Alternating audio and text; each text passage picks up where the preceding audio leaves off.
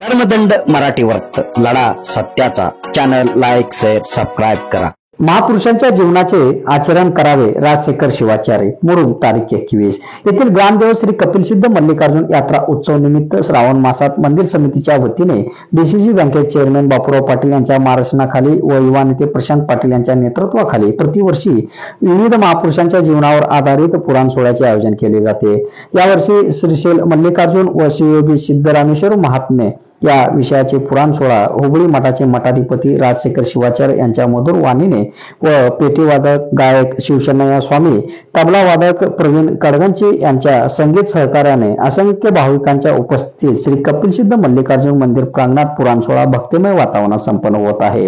या प्रसंगी बोलताना राजशेखर शिवाचार्य म्हणाले, पुराण अर्थात महापुरुषांच्या जीवनावरील आधारित कथा आणि त्यांच्या जीवनात अनेक संघर्षांना पेलत त्यांनी समाजिक धर्महिताचे कार्य घडवले। त्यांच्या जीवनाचा सार आपल्या आचरणात आणावे असे सांगत पुढे बोलताना त्यांनी युवकांनी निर्व्यसनी जीवन जगण्याचा आव्हानही त्यांनी यावेळी केले।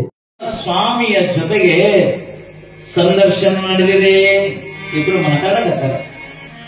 ದೇವರ ಜೊತೆಗೆ ಮಾತಾಡುವಂತ ಸೌಭಾಗ್ಯ ಸಿದ್ದರಾಮನಿಗೆ ಸಿಕ್ಕಲ್ವಾ? ಯಾವ ಶಿವಯೋಗಿ ಸಾರ್ವಭೌಮ ಸಿದ್ದರಾಮ ಬಾಲ್ಯವಸ್ಥೆಯೊಳಗ ಮದರಲ್ಲಿರುವಂತಹ ವೈರಾಗ್ಯವನ್ನು ಕಂಡು ಪರಮೇಶ್ವರ ಮಲ್ಲಿಕಾಥ ಸಿದ್ದರಾಮನನ್ನು ತೊಡಿಮೆ ಕೂಡಿಸಿ ಹೇಳ್ತಾನೆ, ಸಿದ್ದರಾಮ ಅಪ್ಪ, ನಾನು ಈ ಶ್ರೀಶೈಲ ಕ್ಷೇತ್ರವನ್ನು ನಾನು ಬಿಟ್ಟು ಹೋಗಲಾರೆ, ನಿನ್ನನ್ನು ಬಿಟ್ಟು ನಾನು ಅಗಲಲ್ಲ, ನಾ ಎಲ್ಲಿಯೂ ಹೋಗಲ್ಲ ಅಂತ ತಿಳ್ಕೊಂಡು ಹಠ ಮಾಡ್ತಾನೆ ಮಗ ಸಿದ್ದರಾಮ। ಅವಾಗ ಮಲ್ಲಿಕಾರ್ಜುನ ಸ್ವಾಮಿ ಹೇಳ್ತಾನೆ, ಸಿದ್ಧ, ನೀನು ಯಾವ ಮನೆಯೊಳಗೆ ಹುಟ್ಟಿದೀಯ, ಯಾವ ಊರೊಳಗೆ ಹುಟ್ಟಿದೀಯ, ಆ ಮನೆಯ ಕೀರ್ತಿಯ ಊರಿನ ಕೀರ್ತಿಯನ್ನ ತರಲು ಸಲುವಾಗಿ ಪರಮಾತ್ಮ ನಿನಗ ಸುತ್ತವನ ಹೊಟ್ಟಿಯೊಳಗೆ ನಿನಗೆ ಹುಷಾರಪ್ಪ, ತಾಯಿ ತಂದೆ ಕೀರ್ತಿ ತರಕ್ಕೆ ನೀನು ಮುಂದಾಗಬೇಕು ಸಿದ್ದರಾಮ। ಇಲ್ಲಿ ಶ್ರೀಶೈಲವಾಗಿದ್ದುಕೊಂಡು ಏನು ಮಾಡಬೇಕಾಗಿಲ್ಲ, ಸ್ವರ್ಣಪುರವನ್ನೇ ನೀನು ಶ್ರೀಶೈಲ ಮಾಡುವಂತ ಶಕ್ತಿ ನಿನಗೆ ಸಾಮರ್ಥ್ಯ ನಾನು ನಿನಗೆ ಅರ್ಪಣೆ ಮಾಡ್ತೀನಿ, ನೀ ಯಾವುದು ಚಿಂತೆ ಮಾಡಬೇಡ ಮಗ ಅಂತ ತಿಳ್ಕೊಂಡು ಸಿದ್ದರಾಮನನ್ನ ಮಲ್ಲಿಕಾರ್ಜುನ ಸ್ವಾಮಿ ಹೇಳ್ತಾನೆ।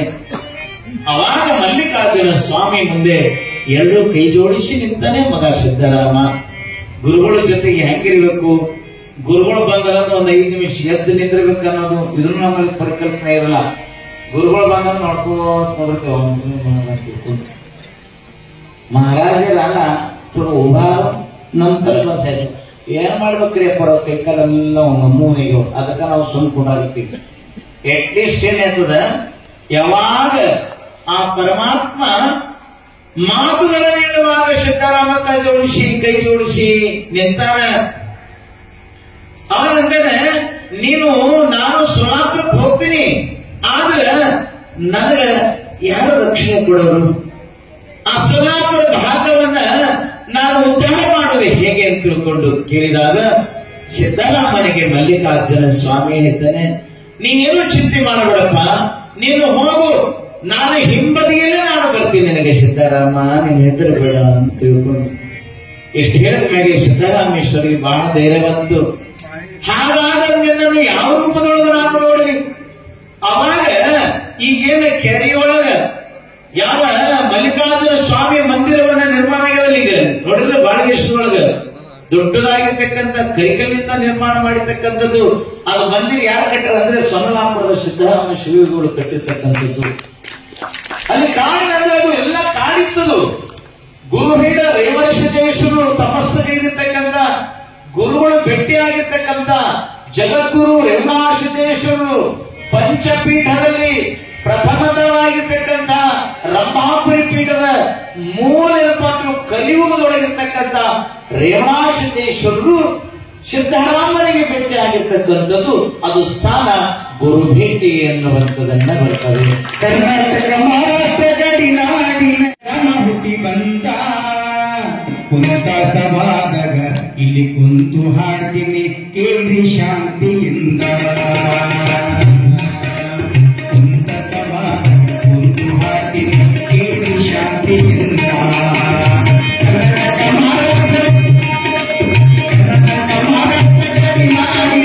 ಸಿದ್ದರಾಮ ಹುಟ್ಟಿ ಬಂದ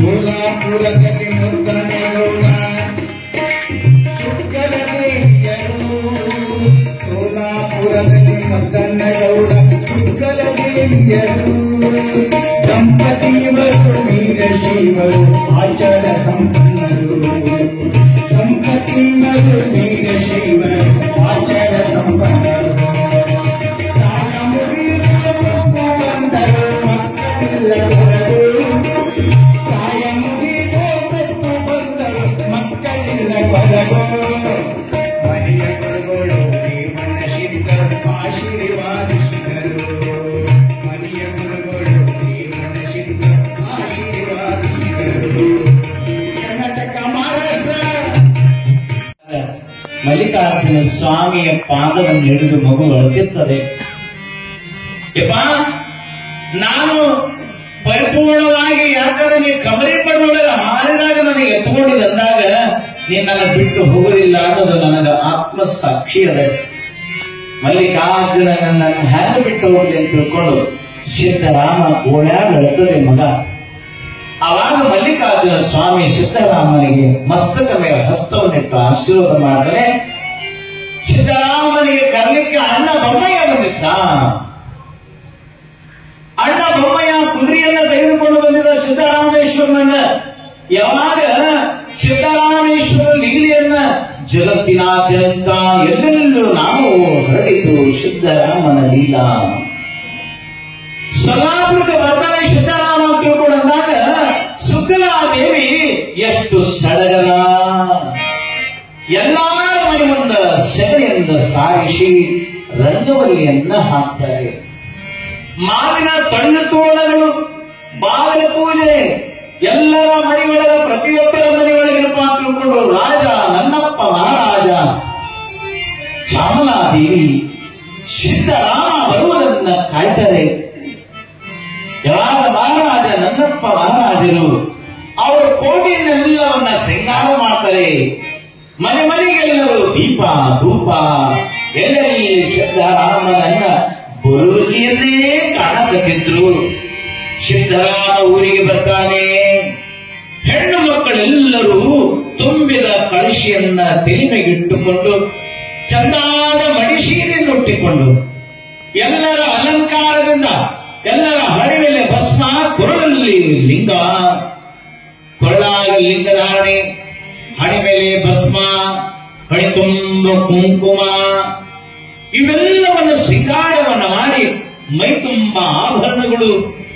ಸೊಲ್ಲಾಪುರದ ಸೊನ್ನಲಿಗೆ ಪೊರದೊಳಗ ಏನು ದೇವತೆಗಳು ಹೊಂಟರೋ, ಏನು ಲಕ್ಷ್ಮಿಗಳು ಹೊಂಟರೋ ಯಾವುದು ಗೊತ್ತಾಗ್ತಿದ್ದಿಲ್ಲ ಅಂತ ದೃಶ್ಯ ಆಗಿನ ಕಾಲಕ್ಕೆ ಆಗಿ ಹೋಗಿದ್ದನ್ನ ಕವಿ ರಾಘವಂಕ ಬಹಳ ಸುಂದರವಾಗಿ ಬೆಳೆಸ್ಕೊಂಡು ಬರ್ತಾನೆ. ಸೊಲ್ಲಾಪುರ ಹಿಂಗ ಶೃಂಗಾರವಾಗಿತ್ತು. ದೀಪಾವಳಿ ಹಬ್ಬಕ್ಕೆ ಯಾವ ರೀತಿಯಾಗಿ ನೀವು ಮನೆಯೆಲ್ಲ ಶೃಂಗಾರ ಮಾಡ್ತಿರಲ್ಲ, ಸಿದ್ದರಾಮ ಬರುವ ದಾರಿಯನ್ನ ಕೈಯುವಂತ ಪ್ರಸಂಗ. ಊದಿಸುವವರು, ಬಾರಿಸುವವರು, ಡೊಳ್ಳಿನವರು, ಭಜಂತ್ರಿ ಏನೆಲ್ಲವನ್ನ ಊರಿನೊಳಗ ಪುರುವಂತರು ಎಲ್ಲರೂ ಜಯ ಜಯಕಾರ ಮಾಡಕತ್ತಾರೆ. ಸಿದ್ದರಾಮ ಬರು ಮಂಗಳ ಸಾರಥಿ ರಂಗವಲ್ಲಿ ಹಾಕಿ, ಅಂಗಳ ಸಾರಥಿ ರಂಗವಲ್ಲಿ ಹಾಕಿ, ಶಿವನಾವತಾರಿ ಸಿದ್ದರಾಮರ ಶಿವನಾವತಾರಿ ಸಿದ್ದರಾಮರ ಭಟ್ಟರ ನೋಡಿದೆ. ಅಂಗಳ ಸಾರಥಿ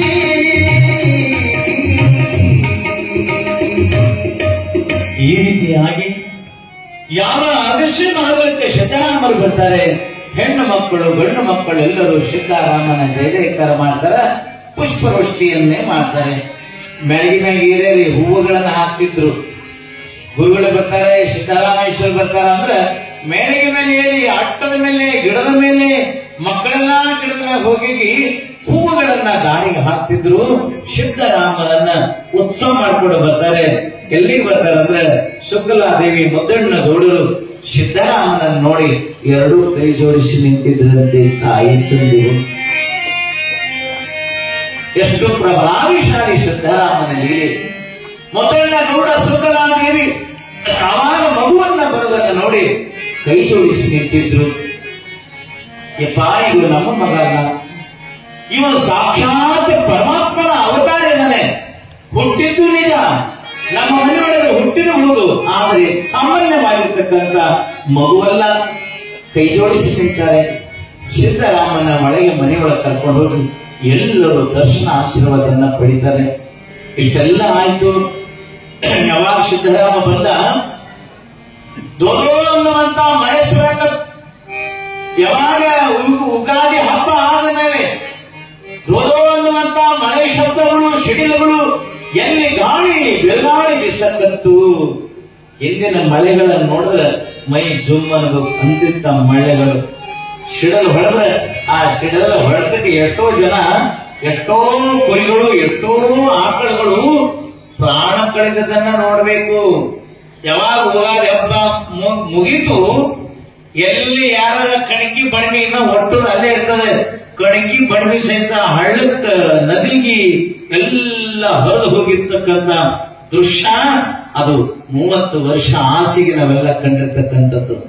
ಅಂತಹ ಮಳೆ ಬರ್ತಿತ್ತು. ಅಂತಹ ವಿಪರೀತವಾಗಿರ್ತಕ್ಕಂಥ ಮಳೆ ಬಂದಾಗ ಸಿದ್ದರಾಮನ ಲೀಲೆ ಊರೊಳಗೆಲ್ಲರೂ ಕೊಂಡಾಡ್ತಿದ್ರು. ಅವಾಗ ಏನಾಗ್ತದೆ, ಸಿದ್ದರಾಮ ಮಲಗಿಕೊಂಡಾನೆ. ಮಲ್ಲಿಕಾರ್ಜುನ ಸ್ವಾಮಿ ಹೇಳ್ತಾರೆ, ಮಗ ಸಿದ್ದರಾಮ, ಕಾಡಿನ ಮಧ್ಯದೊಳಗ ನಾನು ಕೋಲ್ಮಿಂಚಿನಂಗ ನನ್ನ ರೂಪವನ್ನು ತೋರಿಸ್ತೀನಿ. ಸಿಡಿಲಿನ ಮುಖಾಂತರವಾಗಿ ಆ ಒಂದು ಗಿಡದ ಕೆಳಗೆ ನಾನು ಬಂದು ಲಿಂಗ ರೂಪವಾಗಿ ನಾನು ಕಾಣ್ತೀನಿ ಸಿದ್ದರಾಮ. ಅವಾಗ ನೀ ಬಂದು ಅಲ್ಲಿ ನೀನು ಅದನ್ನ ಕಾಣಬೇಕು. ಅವಾಗ ಅಲ್ಲಿ ನನ್ನ ಮಂದಿರವನ್ನ ನೀನು ನಿರ್ಮಾಣ ಮಾಡು. ನಿನಗೆ ಬೇಡಿದ ಎಲ್ಲವನ್ನೂ ಕೊಡುವಂತ ಸಾಮರ್ಥ್ಯ ನಾನು ಯಾವಾಗಲೂ ಸೊಲ್ಲಾಪುರದಾಗಿರ್ತೀನಿ, ಶ್ರೀಶೈಲ ಇರಲ್ಲ ಅಂತ ತಿಳ್ಕೊಂಡು. ಇಷ್ಟಂದ ಮೇಲೆ ಇದು ವಿಚಿತ್ರವಾಗಿರುವಂತಹ ಲೀಲೆ. ರಾತ್ರಿ ಮತ್ತು 1 ಗಂಟೆಗೆ ಸಿದ್ದರಾಮ ಎದ್ದು ಕುಂತದೆ. ಮಗ ನೋಡ್ತಾನ, ಸಿಡಿಲು ಎಲ್ಲಿ ಬರ್ತದೆ, ಎಲ್ಲಿ ನನ್ನ ಅಪ್ಪ ಕಾಡ್ತಾನೆ, ಎಲ್ಲಿ ಮಲ್ಲಯ್ಯ ಅಂತ ತಿಳ್ಕೊಂಡು ಹುಡುಕ್ತಾನೆ ಸಿದ್ದರಾಮ. ರಾತ್ರಿ ಸಮಯದೊಳಗ ಜೋರಾಗಿ ಸಿಡಿಲು ಬಂದು ಕಾಡಿನ ಒಂದು ಗಿಡದ ಬುಡಕ್ಕೆ ಅದು ಕೋಲ್ಮಿಂಚಾಗ್ತದೆ. ಅವಾಗ ಸಿದ್ದರಾಮ ಹೋಗಬೇಕು ಅನ್ನುವಂತ ವಿಚಾರ ಇಟ್ಟುಕೊಂಡು ಹೋಗುವಾಗ ಏನಾಗ್ತದೆ ತಿಳ್ಕೊಂಡು ಕೇಳಿದ್ರೆ, ಅವಾಗ ಅಣ್ಣ ಬೊಮ್ಮಯ್ಯನನ್ನ ಕರ್ಕೊಂಡು ಸಿದ್ದರಾಮ ಹೋಗ್ತಾನೆ. ನೋಡು, ಮಳೆ ಜೋರಾಗಿತ್ತು, ಹಳ್ಳ ಕೊಳ್ಳಗಳಿಲ್ಲ, ಹರ್ಲಿಕ್ಕತ್ತವೆ. ರಾತ್ರಿ ಕಾಡಿನ ಮಧ್ಯದೊಳಗ ಕೊನೆಗೆ ಏನಾಗ್ತದೆ ತಿಳ್ಕೊಂಡು ಬಂದು ರಾತ್ರಿ ಆಗಿನ ಕಾಲಕ್ಕೆ ಬ್ಯಾಟ್ರಿನ ಆಗಿನ ಕಾಲಕ್ಕೆ ಕಂದಿಲ್ ಹಿಡ್ಕೊಂಡು ಬರ್ತಿದ್ರು. ಕಂದಿಲ ಡ್ಯೂಟಿ ಹಿಡ್ಕೊಂಡು ಬರ್ತಿದ್ರು. ಅಣ್ಣ ಬೊಮ್ಮಯ್ಯನ ಜೊತೆಗೆ ಬಂದು ನೋಡ್ತಾನೆ. ನೋಡಿದಾಗ ಆ ಬೇವಿನ ಗಿಡದ ಬುಡದಲ್ಲಿ ಲಿಂಗದ ರೂಪವನ್ನ ಕಂಡಿತ್ತು. ಸಿದ್ದರಾಮ ಹೋಗಿ ಅಪ್ಪಿಕೊಳ್ಳೋದು ಸಿದ್ದರಾಮೇಶ್ವರ ಮಹಾರಾಜಿಗೆ. ಇದು ಸೊಲ್ಲಾಪುರದಲ್ಲಿ ಆಗಿರ್ತಕ್ಕಂಥ ಘಟನೆಗಳನ್ನ ಮುರುಗಳು ನಾವು ನೀವೆಲ್ಲ ಕಾಣಕತ್ತೀವಿಲ್ಲ.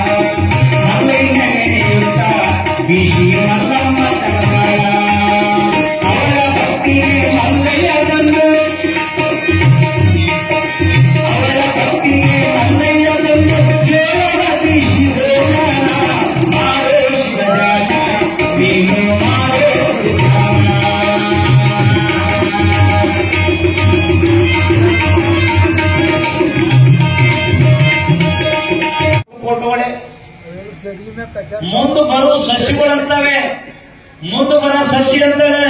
ನನ್ನ ಕಡೆ ನೀ ದೇವ್ರ ಗುಡಿಗೆ ಬರಲ್ಲ, ದೇವ್ರ ಜಗ್ಗಿಗೆ ಬರಲ್ಲ ಅಂತಾನೆ ಸಸಿ.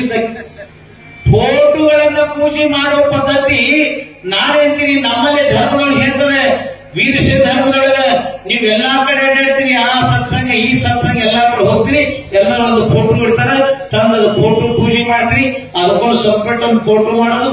ಇವು ಮ್ಯಾಗಿನ ದೇವರನ್ನ ಓಡ್ ಹೋಗ್ಬೇಕ, ಮ್ಯಾಗಿನ ದೇವರೆಲ್ಲ ಓಡ್ ಹೋಗ್ಬೇಕನು. ನಂದು ಹೇಳ್ತದೆ ವೀರಶೈವ ತತ್ವ ಸಿದ್ಧಾಂತ ಹೇಳ್ತದೆ, ವೀರಶೈವ ಲಿಂಗಾಯತರಾಗಿರ್ತಕ್ಕಂಥ ನಾವು ಗುರು, ಲಿಂಗ, ಜಂಗಮ ಇವು ನಮ್ಮ ಆರಾಧ್ಯ ದೇವರು, ಇನ್ನೊಂದು ದೇವರಿಲ್ಲ ಅನ್ನುವಂತ ಮಾತನ್ನು. ಗುಡಿ ಯಾಕೆ ಕಟ್ಟೋದು ಅಂತ ತಿಳ್ಕೊಳ್ತೀರ?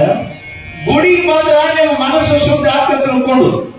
ಎಲ್ಲರೂ ಕೊಡುವಾಗ ಲಿಂಗಿರಲ್ಲ, ಅದಕ್ಕೊಂದು ಗುಡಿ ಕಟ್ಟಿ ಅದಕ್ಕೊಂದು ಲಿಂಗ ಮಾಡಿಟ್ಟೇ ಎಲ್ಲರೂ ಬಂದು ಸಕ್ರಿ ನೇವಲೆ ಹಿಡ್ಕೊಂಡು ಕೊಡೋದು ದೇವ್ರು ಇಲ್ಲ ಅಂತ ತಿಳ್ಕೊಂಡು ನಮಸ್ಕಾರ ಮಾಡಕತ್ತೀರಿ. ನಮ್ಮ ಧರ್ಮದ ತತ್ವಗಳನ್ನ ಹೇಳ್ತದೆ, ನಿನ್ನ ಅಂಗವೇ ಸತಿಯಾದು ಲಿಂಗವೇ ಪತಿಯಾಗಿ ನಿನ್ನ ಎದೆ ಮೇಲೆ ಆ ಲಿಂಗಪ್ಪನಿಟ್ಟು ಪೂಜೆ ಮಾಡಿದ್ರೆ ಅದು ಸ್ಥಾವರ ಲಿಂಗ ಆದ್ರೆ, ಇದು ನಲಗಾಡುವ ದೇವಸ್ಥಾನ ಯಾವ್ದಂದ್ರೆ ನಮ್ಮ ಶರೀರ, ನಮ್ಮ ನಿಮ್ಮ ಶರೀರ ಲಿಂಗವನ್ನು ಕಟ್ಟಿಕೊಂಡು ಅಡ್ಡಾಡಬೇಕಂತ. ನಾವು ಲಿಂಗಧಾರಿಗಳು, ಲಿಂಗವನ್ನ ಪೂಜೆ ಮಾಡಕ್ಕೆ, ಲಿಂಗವನ್ನ ದೀಕ್ಷೆ ಮಾಡ್ಕೋಬೇಕಾದ್ರೆ ಜಾತಿ ಸಮ್ಮತವಾಗಿರ್ತಕ್ಕಂಥದ್ದಲ್ಲ. ವಿಶಬ್ದೆ ನೋಚ್ಯತೆ ವಿದ್ಯಾ ತಶ್ಯಾಂ ರಣಂತೆ ಶೈವ ಇತಿ ವೀರಶೈವ. ಯಾರನ್ನ ವೀರಶೈವ ಅಂತಾರಂದ್ರೆ ಶಿವನಿಗೋಸ್ಕರವಾಗಿನೇ, ಪರಮಾತ್ಮನಿಗೋಸ್ಕರವಾಗಿನೇ, ಲಿಂಗಗೋಸ್ಕರವಾಗಿನೇ ಪ್ರಾಣವನ್ನ ಕಳೆಯುವಂತಹ ಯಾರಲ್ಲಿ ಭಾವದಲ್ಲ ಅವನಿಗೆ ವೀರ ವೀರ ಅಂತ ಕರ್ಕೊಂಡು ಬಂದ್ರು. ವೀರಶೈವ ಏನಾಗತಿತ್ತು,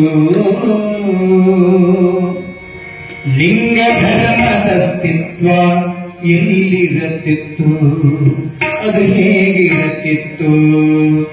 ನಾವು ಗುರು ಜಂಗಮರು, ನಾವು ಭಕ್ತ ಶರಣರು ಎಂದು ಹೇಳಿಕೊಳ್ಳುವ ಹೆಮ್ಮೆ ಎಲ್ಲಿರತಿತ್ತು, ಅದು ಹೇಗಿರತಿತ್ತು? ವೀರಶೈವ ವೀರಶೈವ ಏನಾಗತಿತ್ತು, ಲಿಂಗ ಧರ್ಮದ ಅಸ್ತಿತ್ವ ಎಲ್ಲಿರತಿತ್ತು, ಅದು ಹೇಗಿರತಿತ್ತು?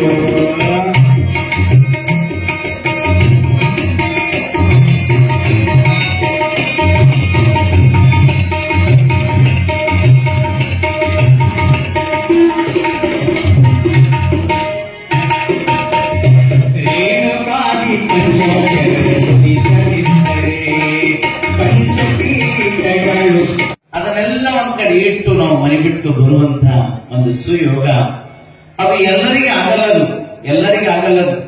ಬಹಳ ಕಷ್ಟ ಇದು. ಪೂಜಾ ಮಾಡೋದಾಗ್ಲಿ, ವ್ರತ ಹಿಡಿಯೋದಾಗ್ಲಿ, ಸೋಮವಾರ ಮಾಡೋದಾಗ್ಲಿ, ಒಂದು ಪಾರಾಯಣ ಮಾಡ್ತಕ್ಕಂಥದ್ದಾಗ್ಲಿ, ದೇವಿ ಪಾರಾಯಣ ಮಾಡ್ತಕ್ಕಂಥದ್ದಾಗ್ಲಿ, ಸಿದ್ಧಾಂತ ಸಿಗಾಮಣಿ ಪಾರಾಯಣ ಗ್ರಂಥವನ್ನ ಓದುವುದಾಗ್ಲಿ, ಹೌದಲ್ವಾ? ಯಾವುದೇ ಒಂದು ಪಾರಾಯಣ ಮಾಡ್ಬೇಕಂದ್ರೆ ಅದಕ್ಕೆ ಅಡಚಣೆಗಳು ಬಾಗಿರ್ತಾವೆ, ಸಮಸ್ಯೆಗಳು ಬಾಗಿರ್ತಾವೆ, ಮುದ್ದಾಗಲ್ಲ. ಕಾರಣ ದೇವರ ಕಡೆ ಹೋಗಲಾರ್ದಂದ್ರೆ ಬಂಧನ ಮಾಡ್ತಿತ್ತು. ಬಂಧನ ಮಾಡಬೇಕು ಅಂತ ತಿಳ್ಕೊಂಡ್ರೆ ಮನಸ್ಸು ಸಂಸಾರ ಕಡೆಗೆ ಹೇಳ್ತದ, ಜೀವ ಹೇಳ್ತದ. ಆ ಸಂಸ್ಕಾರ ಯಾವಾಗ ನಮ್ಮನ್ನ ಅಲ್ಲಿ ಈ ಕಡೆ ಬಿಡುಗಡದು ಬಿಟ್ಟರೆ ನೀನು ಮಹಾತ್ಮ ಆಗ್ತೀನಿ, ನೀನು ಜೀವನ ಮುಕ್ತರಾಗ್ತೀನಿ. ಜೀವನ ಮುಕ್ತರಾಗಬಾರದು ಅಂತ ತಿಳ್ಕೊಂಡೆ ಪರಮಾತ್ಮ ಎಲ್ಲವನ್ನ ಪರೀಕ್ಷೆ ಮಾಡ್ತಾನೆ. ಸಿದ್ದರಾಮೇಶ್ವರ ಪರೀಕ್ಷೆ ಮಾಡಿದೆ. ಈ ಜಗತ್ತಿನೊಳಗೆ ಯಾರ್ಯಾರ ಮಹಾತ್ಮರು, ಸಂತರು, ಶರಣರು, ಶರಣೀಯರು ಎಲ್ಲರೂ ಆಗಿರಲ್ಲ, ಅವರೆಲ್ಲರನ್ನ ಪರೀಕ್ಷೆ ಮಾಡ್ತಾನೆ. ಪರೀಕ್ಷೆ ಮಾಡುವನೇ ಶಿವ ಪರಮಾತ್ಮ. ಅವನ ಕೆಲಸನೇ ಅದೇ. ಸುಮ್ಮನೆ ರಿಸಲ್ಟ್ ಬರಲ್ಲ. ರಿಸಲ್ಟ್ ಬರಬೇಕಾದ್ರೆ ಬಹಳ ಕಷ್ಟ. ರಿಸಲ್ಟ್ ಮಾಸನೆ ಫೇಲ್ ಆಗ್ತೀವಿ. ಫೇಲ್ ಆಗಿ ಮತ್ತೆ ಅದೇನು ಮಾಡಬೇಕು, ಮತ್ತದನ್ನ ಪ್ರಾಕ್ಟಿಕಲ್ ಆಗಿ ನಾವು ಅದನ್ನೇ ಮತ್ತೆ ಎಲೆಕ್ಷನ್ ಕಟ್ಟಲೇಬೇಕು. ಅದು ಪಾಸ್ ಆಗುವವರೆಗೆ, ಜೀವನ ಮುಕ್ತನಾಗುವವರೆಗೆ, ನಾವು ಈ ಜೀವನದಿಂದ ಬಿಡುಗಡೆ ಹೊಡೆಯसाठी फार साधन करावं लागते.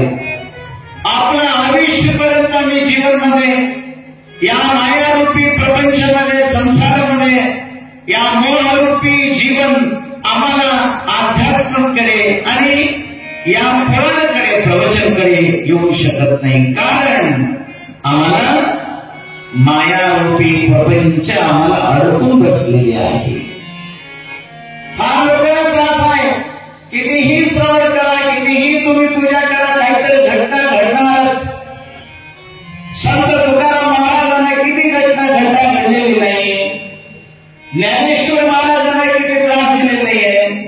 ज्ञानेश्वर महाराजांना प्रत्येक समय आम्हाला तरी परीक्षेमध्ये पास झाला, शेवटी परीक्षेमध्ये पास झाला. तो म्हणतो आम्ही प्रत्येकांचा जीवात्मा परमेश्वर होण्यासाठी फार साधन करावं लागते. अहोरात्र आम्ही जप करावं लागते आणि कित्येक आपल्या जीवनामध्ये हेमरेडी मला असो, कलबुर्गी शरणबस असो, कलबुर्गी शरणबस असो, संसारामध्ये असून सुद्धा जीवनाचा दुःखाला त्यांनी लक्ष दिलेले नाही. या प्रपंच असं चालत असते. आयुष्यात कधीही आम्हाला सुख मिळेल, सुख देणार नाही, सुख होऊ शकत नाही. 2 मिनिट सुख झाल्यानंतर लगेच दुःखच प्रवेश करतात. असं प्रपंचामध्ये संत लोकांना सुद्धा त्यांनी असंच विचार करतात, आपला जीवन शाश्वत नाहीये, आपला जीवन परिपूर्ण नाहीये, अपूर्णत्वामध्ये आलेले आहे. अपूर्ण आहे, पूर्ण नाही आहे. पूर्ण एकच आहे, तो आहे सत्य ओ परमात्मा ईश्वर. या परमेश्वरांच्या सानिध्यात आम्ही सुद्धा परमेश्वर होण्यासाठी आम्ही या प्रवचन पुराणा माध्यमातून आपलं जीवन संसारामध्ये सर्व इंद्रियांना त्याग करण्याचा फार महत्व आहे. कित्येक आपल्या इंद्रिय घटना इतका फास्ट असतात, या इंद्रियाचा निग्रह करण्यासाठी फार तपस करावं लागते. आपला या कलियुगामध्ये एक मिनिटात माणसाचा जीवनात मन बदल करत जाणार. आम्ही प्रवचनामध्ये बसलेलो असतो, प्रवचनामध्ये बसलेल्या वेळीच आपलं ज्ञान वेगळं असतं, आपला मन वेगळा असतात आणि फक्त देवांचं चरणीचं आम्ही नतमस्तक होऊन आम्ही जीवन करत असतो या प्रवचनामध्ये. आणि प्रवचन सोडला परत आपल्या संसाराच्या जीवनामध्ये जाताना कोणाचं काय म्हणायचं, कोणाचं राग म्हणायचं, पदावसा करतात, तरी तसा करतात. परत घाणा सोडा पण शुद्ध होऊ शकत नाही. पुण्यक्षेत्रामध्ये काशीला जाता तुम्ही, काशीला गेल्यानंतर गंगा स्नान करतात, आपला पाप सगळं धुवून जाता म्हणून तुम्ही गंगा यात्रामध्ये गंगाचा नदीमध्ये तुम्ही बुडून कित्येक वेळा बुडून गेले तर सुद्धा आपला पाप आपल्या शर्ट आपल्या कपड्यामध्ये बसलेले असतात, पाणीमध्ये जात नाहीये.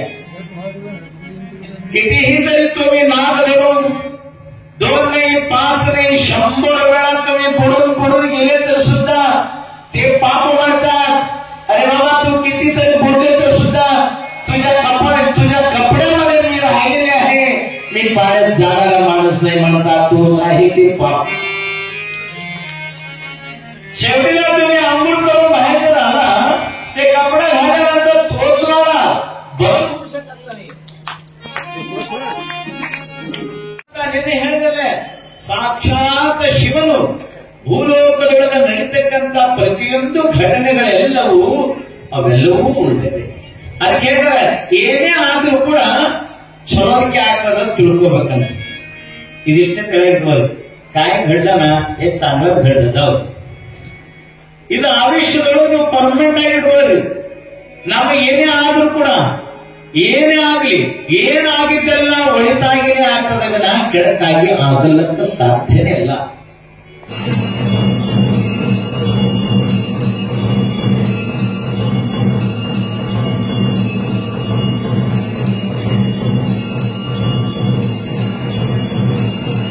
कर्मदंड मराठी वर्त लढा सत्याचा. चॅनल लाईक शेअर सबस्क्राईब करा.